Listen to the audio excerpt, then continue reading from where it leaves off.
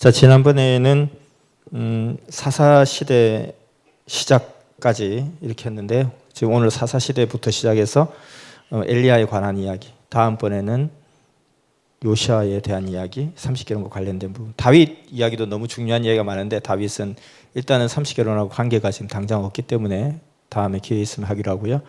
자, 사사시대는 이제 가나안에 정착하고 나서 12지파가 땅을 분배하고 난 이후에 이제 각 지파별로 자치적으로 살아가던 그런 때입니다.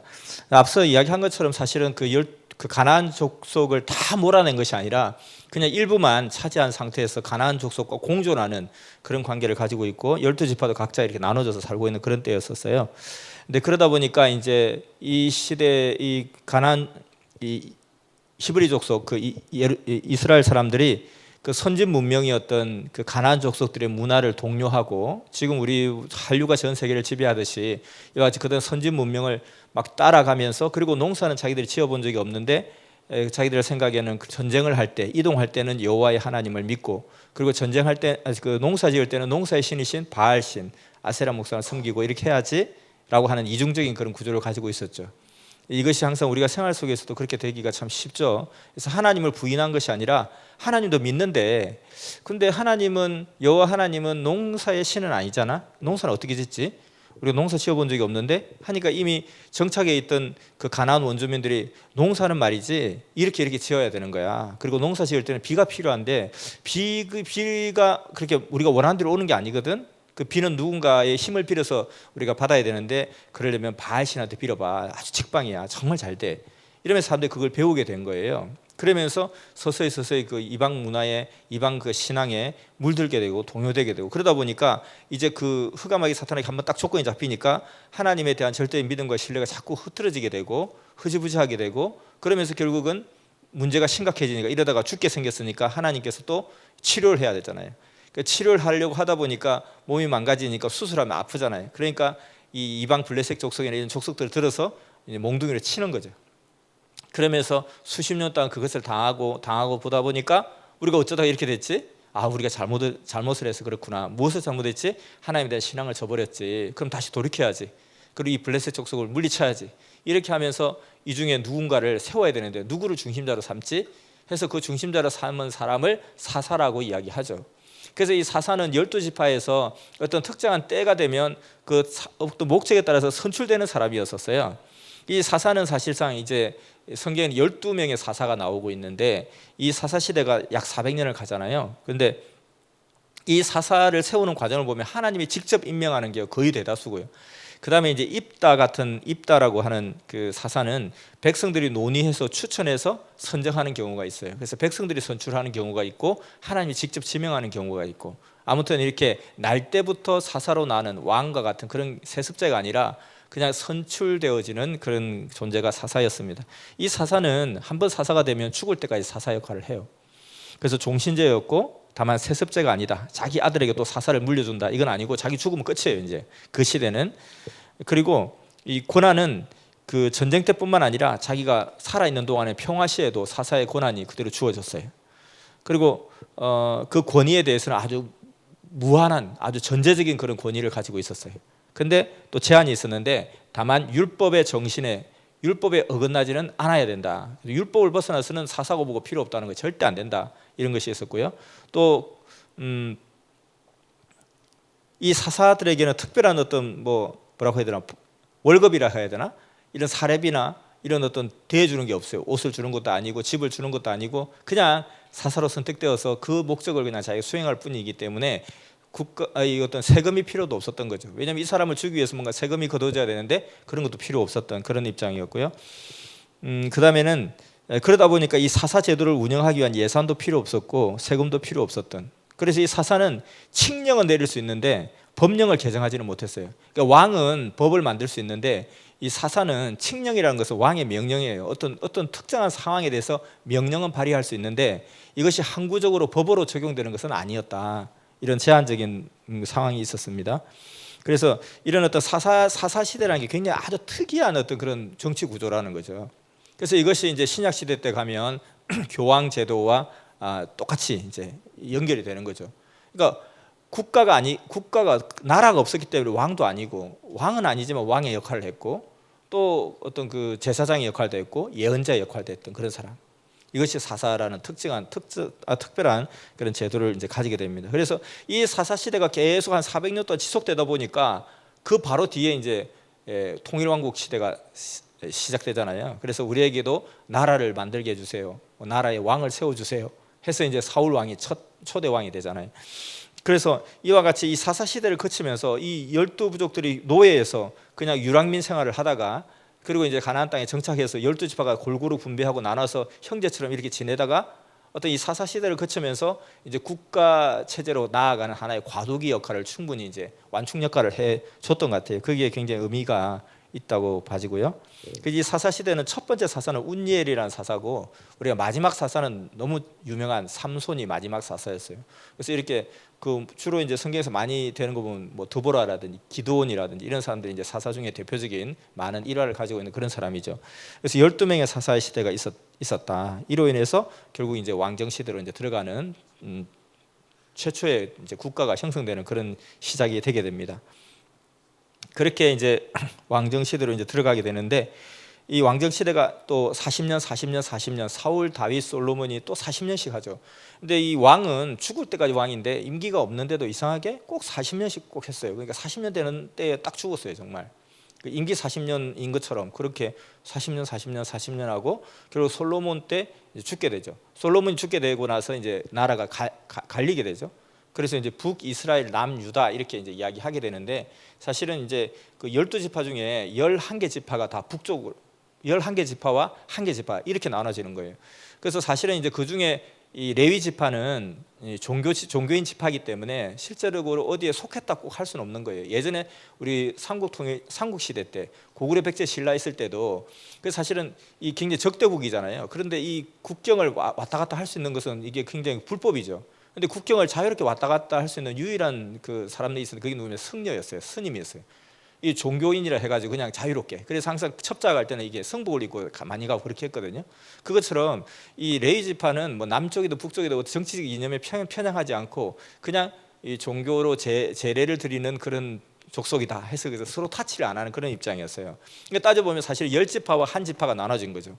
그래서 그 한 지파가 유다 지파고 나머지 10지파가 다 한데 모아졌는데, 그래서 위쪽 북이스라엘이라고 표현하고, 왜냐하면 이스라엘 12지파의 거의 대다수가 10지파에 들어갔기 때문에, 근데 그게 또 위치로 북쪽에 있다 보니까 이스라엘의 이름을 가져가게 되고, 그 다음에 이제 유다 지파 하나만 당장 남았으니까 그냥 남쪽에 있는 유다 나라, 그래서 유대 왕국이 되죠. 유대 왕국, 유다 지파. 그리고 그 남쪽에 있으니까 남유다, 북이스라엘 굳이 구분하는데, 정확하게 말하면 이스라엘과 유대 나라 이렇게 나눠진 거죠. 그렇게 가는 과정 가운데 이제 북이스라엘은 먼저 멸망하고 남유다가 나중에 멸망하게 되는데, 이 성경의 역사를 보면 사실 북이스라엘이 상당히 종교적으로 좀 이렇게 퇴폐적이었고 좀 이렇게 우상 숭배를 많이 했어요. 그러다 보니까 거의 대다수의 선지자들이 어디로 갔냐면 북이스라엘에서 다 나왔어요. 그러니까 선지자들이 나타난 이유는 아주 신앙생활 잘하고 있는데 선지자가 왜 나오겠어요? 신앙생활 좀 못하니까 의사가 필요한 거고 수술이 필요한 거고, 그리고 수술하라고 이제 보내는 사람이 선지자잖아요. 그러니까 북이스라엘의 거의 선지자들이 다 활동을 했고 거기에서 많은 이제 역사가 일어나게 되죠. 그리고 이제 유다 나라 이곳에서 결국은 그리스도가, 그 족속 가운데서 그리스도가 나는 거잖아요. 유대 나라에서 예수님이 나신 거죠. 이제 그렇게 이제 역사가 진행되는데, 여기서 이제 오늘은 엘리야에 대한 이야기를 하는데, 이 엘리야도 역시 북이스라엘 사람이었어요.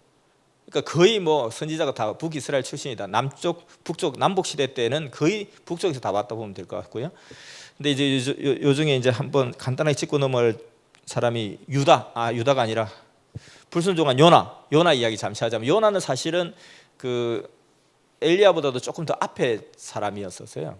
근데 이제 먼저 좀 뒤에 사람이었어요. 헷갈리네. 뒤에 사람이었는데, 그 이야기를 좀 하자면, 사실 선지자가 그렇게 불순종할까? 선지자가 그렇게 하나님 말을 안 들어? 하나님이 니느웨에 가서 복음을 외치라고 하는데 왜 그걸 안 하려고 이리 빼고 저리 빼고 도망가다가 모른 척하고 못 들은 척하고 도망가려다가 그냥 다 뽀록나고, 그리고 이방인들한테 막 그냥 판단을 받아가지고 바다에 던지움을 당하고 물고기 뱃속에 3일 동안 살다 나오고, 왜 이럴까? 선지자도 그렇게 불순종 잘하네? 이렇게 하지만 그 시대적 상황을 우리가 한번 보면, 요나가 그리 할 만도 했던 거예요. 그래서 요나가 하나님의 명령을 받고 가서 복음을 외치라는 곳이 어디냐면은 아수르의 수도 니느웨 성이었어요.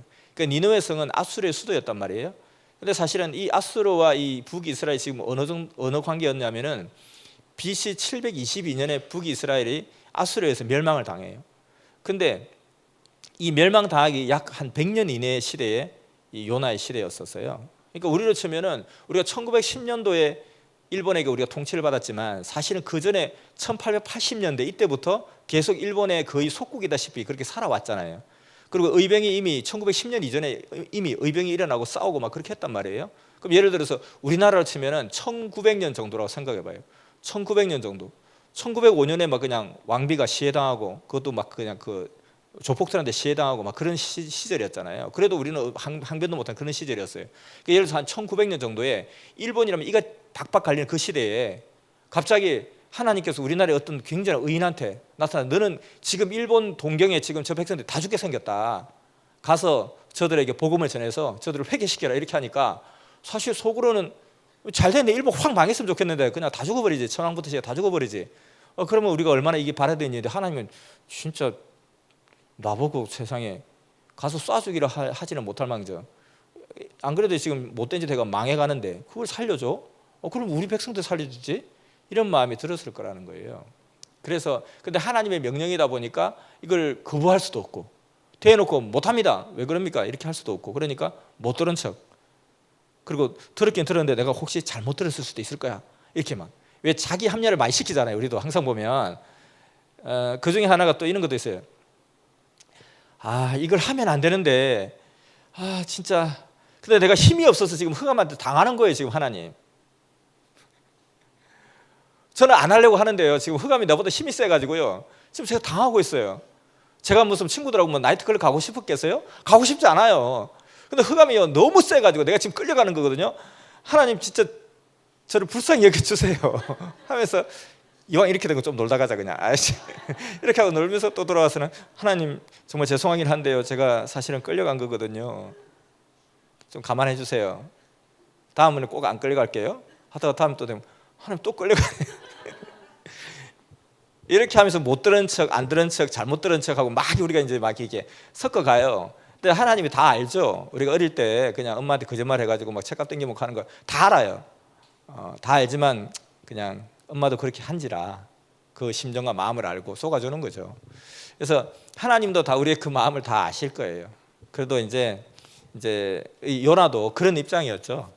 그래서 우리는 사실은 같은 하나님을 따르는 입장에서 인간의 입장에서는 또 이런 입장인데 참 이해가 잘 됩니다. 그러니까 막 함부로 막 욕하고 막 그러지 말고 그 모습 속에서 나의 모습을 보면 좋을 것 같아요. 그래 나도 요나처럼 그랬지. 그래도 그러면 안 되지 이렇게 생각해야 되죠. 그래서 요나가 이제 정말 그렇게 안 하려고 했는데 하나님께서 계속해서 그쪽으로 드라이브 해가니까 어쩔 수 없이 가서 외치잖아요. 그 복음을 막 외쳤어요. 외치면서도 하나님 또 할 말이 있습니다. 아니 내가 솔직히 말해서 저놈들 확 망하는 거 그냥 그대로 냅뒀으면 좋겠다는 마음도 있지만 또 한 가지 마음은 해봤자 소용없는 거 왜 하려고 합니까? 해봤자 소용없는 짓을 가서 내 괜히 돌이나 맞고 그냥 하면 어떻게 합니까? 하나님 일을 해야 되는데 해서 뭔가 표가 나고 도움이 될 것 같으면 내가 하죠. 저놈들이 나쁜 놈이고 솔직히 망했으면 좋겠다는 마음도 있고 두 번째는 뭐냐면 해봤자 소용없는 거 왜 합니까? 그럼 가서 하죠. 뭐 가서 할 테니까 하나님 보세요. 해봤자 소용없다는 거 아시게 될 거예요. 그러면서 복음을 막 외쳐요. 회개하라고 외쳤는데 갑자기 예상치 못하게 얘네들이 막 왕으로부터 시작해서 전부 다 금식하면서 회개하고 난리가 난 거예요. 이러면 안 되는데 막 대식거리면서 달라들고 막 그냥 뭐 하나님 있으면 나와보라 그래. 누가 감히 우리 보고 회개하라 그래. 막 그냥 이렇게 하면 속으로 그냥 그럴 줄 알았다 이놈들아 잘 됐다 그래. 맛 좀 봐라 이렇게 하려고 했는데 그냥 애따 모르겠다고 했는데 갑자기 사람들이 회개하고 난리가 난 거예요. 참 이게 그러고 나서 이제 가서 와서 이제 지켜보는 거야. 하나님 이제 심판하시나 안 하시나. 이놈들이 회개할 때 해도 자기들이 무슨 진심으로 했을까? 그냥 그중 신용만 하겠지 하고 쳐다보는데 하나님 심판이 안 떨어지는 거예요. 가만히 지켜보면서 진짜 심판아 떨어져라 회개하지 마라 회개하다가 말아라 40일 기도한다 해놓고 38일 만에 그만둬 버리라 막 이렇게 하면서 계속 쳐다보고 있는데 잘 해나가는 거예요. 그냥 막 속이 상한 거예요. 막 짜증이 난 거예요. 진짜 막 그냥 이게 참 어떻게 과하게 표현을 못하겠고 속은 막 상하고 죽겠는 거예요. 우리도 또 어떨 때 보면 그런 생각이 들어요. 사실은 불심판 이렇게 보면서 왜 그렇게 예수를 믿는 자는 이게 심판을 당하지 않는데 예수 안 믿으면 뭐 심청이고 뭐고 다 필요 없어. 안 믿으면 다 불에 꼬시를 죽어야지. 이런 마음이 들까? 이것도 있잖아요. 사람의 심리가 시간이 지나면서 그렇게 되는 것 같아요. 여러분도 아마 우리도 아마 복음 전하다 보면 막 말씀 전했는데 막 대식거리고 막 달라도 이렇게 하면 어떤 마음 들어요? 진짜 가다가 엎어지든지 할 때 막 그냥 하나님 진짜 오셔가지고 확 심판해 버리십시오 하는 마음이 든단 말이죠. 그러니까 그 기독교인들도 정상적인 의식이 다 있는 사람이고 상식이 있고 생각이 있는 사람들인데 성경도 다 그런 것들이 있는데 왜 그랬을까 했는데 사실은 생활을 막 하다 보니까 진짜 우리는 열심히 하나님의 뜻을 쫓아가는데 하나님의 뜻을 쫓아가지 않는 사람들이 막 욕을 하고 비방하고 그리고 나는 정말 참으면서 막 새벽기도 하고 몸부림치는데 자는 퍼질러 자고 하는데 사업을 하면 좀 망해야 되는데 잘 되거든요. 그리고 나는 막 열심히 막 그냥 뭐 시험 기간에도 뭐 교회 나오고 행사하고 이렇게 하다 보니까 좀 시험도 좀 젖었는데 저는 그냥 나는 오직 시험에 목숨 걸었다고 막 이렇게 하는데 결국 또 점수가 잘 나와요. 나는 막 기도하면서 주여 하고 그냥 또르륵 굴렸는데 그냥 또 주여 하고 턱 찍었는데 다 틀리고 막 진짜 하나님 좀 서운하기도 하고 좀 이런 건 좀 몇 개 맞춰줘야 되는 거 아닌가? 진짜 우리 선민 같은 로또 사면 좀 걸리고 해야 되는 거 아닌가? 선민사에서 로또 걸렸다 소리 들어본 적도 없고 막 이런 마음이 자꾸 드는 거예요. 근데 얘네들은 안 믿는 자들 승승장구하는 거예요. 자, 그러다 보니까 처음에는 저 배역한 인생들 하나님의 마음과 심정을 가지고 저들이 좀 잘 되기를 원합니다. 잘 되기를 원합니다. 깨닫고 돌아오기를 원합니다. 하다가 시간이 자꾸 지나다 보니까 나는 진짜 이를 악물고 이 섭리의 법칙을 지키려고 애를 쓰고 몸부림치고 있는데 얘들 막 흥청망청 띵까띵까 잘 노는데도 뭐가 잘 돼요. 뭐 잘 풀려. 그러니까 좀 처음에 그 긍휼의 그런 마음이 싹 좀 식어지면서 조금 부러운 마음도 싹 생기다가 또 좀 지나니까 얄미운 마음도 생기다가 왜 좀 안 많은 거야 진짜. 왜 저렇지 진짜. 이렇게 하다 보니 시간 가다 보니까 진짜 분노가 치밀어 가지고 하나님 쟤네들은 박살내고 우리 상 줘야 되는 거 아닙니까 진짜. 이런 마음이 생기는 거예요. 이게 수백 년을 거쳐가면서 서서히 가다 보니까 우리는 예수 믿었으니까 살아나 하늘 천국 가야 되고 너희들은 안 믿으니까 불에 꽂히려 죽어야 돼. 이렇게 되는 거죠. 처음부터 그렇게 했지 않았다는 거예요. 처음에 정말 긍휼히 여기면서 그들 위해서 눈물로 기도해주고 그들 위해서 확 붙잡아주고 또 매를 맞아가면서 그들 위해서 기도해주고 이렇게 했는데 가다 보니까 뭐야 왜 이래? 이렇게 하다가 부럽다. 이건 아니잖아요. 하나님 뭔가 차이가 나야 되는 거 아니에요? 박살 나야 됩니다. 저들은 이렇게 되는 거죠 사실. 그러니까 우리 사람의 심리가 다 똑같은 거예요. 그래서 성경의 모든 상황과 역사를 통해서 우리 자신을 싹 살펴보면 우리도 때로는 요나 같을 때가 참 있을 것 같다. 정말 하나님의 말씀을 부정하고 싶고 부인하고 싶고 불순종하고 싶어서가 아니라 정말 인간의 어떤 그 양심과 또 어떤 그 기대와 자기의 욕망과 이 모든 걸 비춰볼 때 하나님 이건 좀 이렇게 해줘야 되지 않나요? 생각하기 말 든다는 거예요. 그래서 요나가 가만히 언덕배기에서 기다리고 있는 거예요. 왜 심판 안 하시지? 왜 심판 안 하시지? 왜 심판해야 되는 거 아니에요 진짜? 진짜 저렇게 하고 회개하고 그냥 봐주면 우리 실컷 두드려 펴놓고 저것들 회개하고 그럼 봐주면 나도 좀 적당히 좀 죄 좀 짓다가 회개해 버릴까 보다 그냥 이렇게 하면서 짜증을 내면서 이제 있는데 잠시 막 귀찮아하고 잠을 잤는데 갑자기 자기 가려던 박넝쿨이 자꾸 벌레가 삭삭삭삭삭 갉아먹다 보니까 그냥 그 시원한 박넝쿨 밑에서 딱 이렇게 좀 쉬고 있었는데 자고 있었는데 갑자기 이게 갉아먹고 하니까 햇빛이 눈을 막 그대로 직각으로 비추니까 막 짜증을 내잖아요. 진짜 죽겠다 진짜. 눈이 부시 죽겠다. 더워서 잠 못 자겠다 죽겠다. 이렇게 하니까 하나님께서 네가 수고도 하지 않고 정말 물 한 번 걸음 한 번 주지 않은 그 박넝쿨이 없어지는 것도 그렇게 힘들어하고 짜증내고 가슴 아파하는데 저기 좌우를 분별치 못하는 12만 6천 명의 저 백성들이 죽게 생겼는데 내 마음은 어떻겠냐 이렇게 하시면서 이제 이야기 끝나죠. 그래서 요나의 그 이야기는 요나는 불순종한 놈 그거 이야기하려고 한 게 아니라 이게 우리의 모든 삶 속에서 하나님 우리 인간의 역사 속에서 이와 같은 일들을 우리가 수도 없이 겪게 될 때 하나님의 마음으로 더 생각하자는 거죠. 그리고 또 때로는 내 생각과 하나님 생각이 전혀 다를 수도 있다. 나는 원수시 생각하고 나는 저놈이 멸망했으면 좋겠는데 하나님은 그러한 자들도 다 살아나기를 원하는 그런 마음이 있다는 것. 그렇기 때문에 내 생각을 접어버리고 그냥 하나님 말씀에 하나님의 그 명함에 순종하는 절대적인 그 기준을 가져야 되겠다. 그리고 하나님이 그렇게 그 니느웨 백성들을 사랑하셨기 때문에 이스라엘 백성도 존재할 수 있었고 하나님이 저런 놈은 좀 박살내야 되지 않습니까 하고 막 그렇게 주장하는데 뭣도 모르고 주장하는데 정말 하나님 그렇게 했으면 나도 박살 났어야 된다는 거죠. 그리고 나도 앞으로 박살 날 것이고 이미 박살 났을 것이다. 그래서 하나님적 차원의 그 생각을 하는 우리가 또 되어야 되겠습니다. 이 요나 선지자가 워낙 많이 나오니까 유명하니까 잠시 이야기했고요.